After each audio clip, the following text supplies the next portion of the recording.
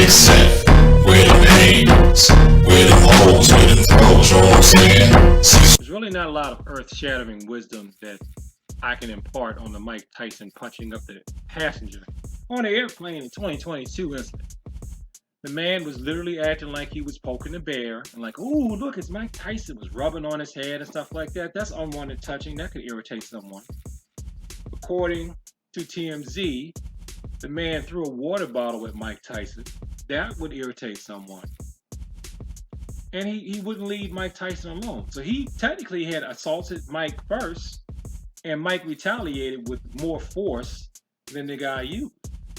Which, since he instigated it, not Mike, but the passenger, the other passenger, that's probably why Mike Tyson was not arrested. And also the other passenger decided not to press charges. Which to me is an admission of guilt. Because if Mike Tyson was completely guilty, in my opinion, I think the man would have pressed charges if Mike just walked up to him and just started punching him in the face.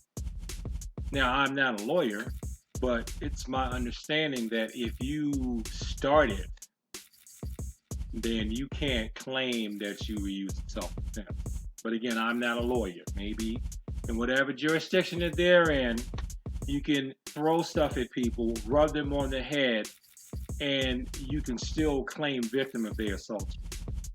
No. I'll just say Mike Tyson was one of my students. I would tell him not to do that. I would tell him use your words. I tell him find a way to move. Just avoid. Just because someone throws something at you doesn't mean you have to retaliate. But we all know this. And if the person that got beat up were my student, I would tell him that you shouldn't rub people on the head when they don't want you to rub them on the head. You shouldn't throw things at people, and if you do, they may hit you. And if you want to keep it biblical, Proverbs chapter 18, starting with verse 6.